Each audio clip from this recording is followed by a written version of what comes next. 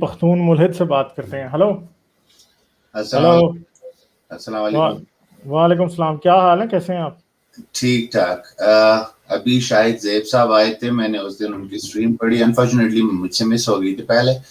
کل جب میں نے پڑھی تو مجھے بہت اچھا لگا. اگر وہ سن رہے ہیں تو میں ان سے بات بھی کرنا چاہوں گا, اگر ان سے کس طریقے سے کانٹیکٹ ہو سکتا ہے, کیونکہ وہ پشتو اسپیکنگ ہیں. تو غالب بھائی آپ سے بھی ریکویسٹ ہے اگر آپ ان کو بتا سکتے ہیں یا میرے سے وہ ان ٹچ کروا سکتے ہیں ان کو.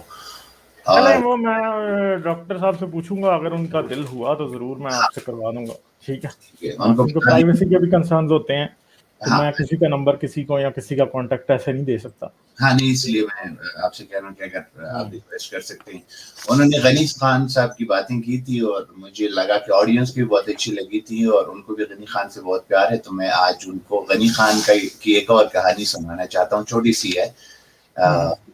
کہتے ہیں کہ ایک دفعہ غنی خان نے اپنے سارے کسانوں کو بلا لیا جو ان کی زمینوں میں کام کرتے تھے, اور میز پر کچھ پیسے رکھے کہ آج میں آپ لوگوں کو یہ پیسے دینا چاہتا ہوں, لیکن میں پہلے آپ لوگوں سے یہ پوچھنا چاہتا ہوں کہ آپ کو اللہ کی تقسیم چاہیے یا غنی خان کی تقسیم چاہیے, کس طریقے سے تقسیم کریں. اچھا, تو کسانوں نے سب نے کہا, ظاہر بات ہے مسلمان تھے, انہوں نے کہا کہ اللہ کی تقسیم چاہیے ہمیں.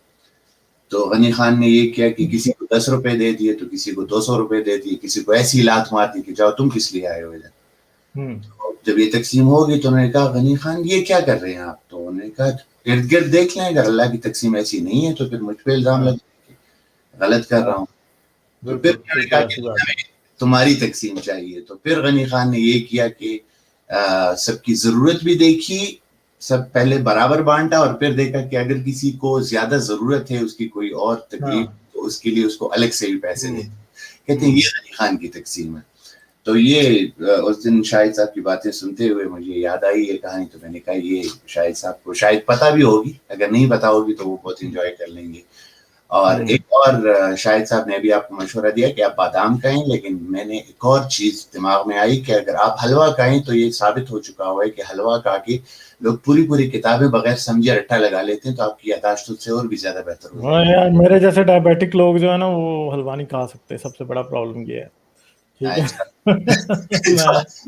آپ کینڈرل ڈال کے نا ساتھ میں بادام بھی ڈال دیں تو میرے خیال میں تو میرا ایشو یہ ہے کہ جی آئی ایم ڈائبیٹک, تو میں نہیں کر سکتا. یار یہ کہہ رہے ہیں کہ یہ مجھے یار اس کے چینل پہ پھر ہوگا, یہ جو مجھے میسج ملا میں نے تو اس میں ہی ڈالا ہے کہ اس کا وہ نہیں کام کر رہا لنک.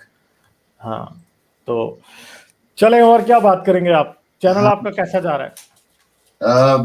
ابھی فی الحال تو بہت سلو چل رہا ہے, کیونکہ مجھے خود بھی ٹائم نہیں مل رہا کچھ نیا کرنے کا, نئی ویڈیوز ڈالنے کا. آئیڈیاز بہت ساری ہیں لیکن پی ایچ ڈی کا کام تھوڑا زیادہ ہے. اچھا, نہیں بالکل پہلے اپنی ایجوکیشن کو کمپلیٹ کریں, اس کے بعد یہ سارے کام دنیا کے ہوتے رہیں گے.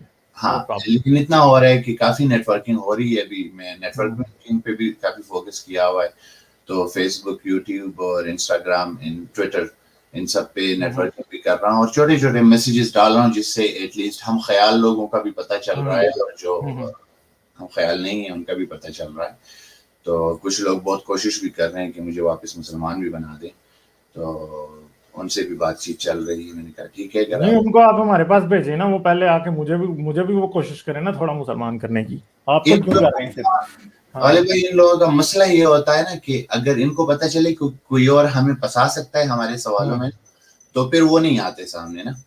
تو چیٹ میں بہت سارے لوگ ایسے نظر آتے ہیں جو کہ بہت ساری چیزیں رینڈملی کہہ رہے ہوں گے, لیکن جب ہم ان کو بولتے ہیں کہ اچھا چینل پہ آ جائیں, بات کرنے والے سے ہم سے کر لیں, تو پھر وہ بات کرنے میں نہیں آتی.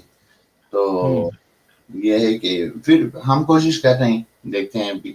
تو اور یہ اسپارٹیکس کا سن کے بہت افسوس ہوا. ہمیں اندازہ ہے ہم تو بس یہ میرے لیے ہمارے لیے تو یہ شوق ہی ہے سارا. بالکل بہت بڑا شوق ہے کہ ذرا بھی نہیں تھا پہلے, مطلب سوچا بھی نہیں تھا کہ یہ مطلب اس کے ساتھ یہ کام ہوگا. اس میں سب سے بڑی تکلیف والی بات یہ ہے نا, ایک تو وہ لوگ ہوتے ہیں جو کہ یہاں پہ اسائلم کلیم کرتے ہیں, اور لیکن وہ پھر بھی اپنی فیملی سے بات کر سکتے ہیں. لیکن کوئی ایسا بندہ جس کو فیملی بھی ایک طرح سے یار مجھے تو سب سے زیادہ غصہ پھر ان چیزوں پہ آتا ہے کہ کئی لوگ ایسے ہیں کہ جن کا مجھے خود پتا ہے کہ جنہوں نے جھوٹے اسائلم لیے ہوئے ہیں, ٹھیک ہے, سیدھی جو بات ہے, مجھے تو پھر سب سے زیادہ غصہ ان لوگوں پہ آتا ہے جنہوں نے جھوٹے لیے ہوئے اور ان کے اپروو ہیں اور وہ بیٹھے ہیں ایسی جگہوں پہ, اور جن کو کسی ایسی جگہ ہونا چاہیے تھا جدھر وہ سیف فیل کرتے, جدھر وہ کچھ بہتر فیل کرتے, وہ بیٹھے انتظار کر رہے ہیں کہ ان کی باری کب آئے گی. جی بالکل. اور ساتھ میں تکلیف کی بات یہ بھی ہے نا کہ کچھ لوگ جو جھوٹے اسائلم کلیم کرتے ہیں, کم از کم ان کے گھر والے تو ان سے کانٹیکٹ کرتے ہیں نا, یہ امید تو ہوتی ہے کہ جب ان کا کیس سالو ہو جائے گا تو وہ گھر جا بھی سکتے ہیں, مل بھی سکتے ہیں, یا ان کو بلا بھی سکتے ہیں. لیکن ان کے اسپارٹیکس کا تو کیس ہی ایسا ہے کہ ان کو فیملی والوں نے نہیں, ہم لوگ تو پاکستان کا رخ نہیں کر سکتے بھائی. اچھا, بس یہی بات ہے, ہم میں سے کوئی نہیں کر سکتا. ٹھیک ہے, چلیں ٹھیک ہے, پھر میں آگے چلتا ہوں. ٹھیک ہے, اپنا بہت خیال رکھیں. بہت شکریہ. Okay, thank you.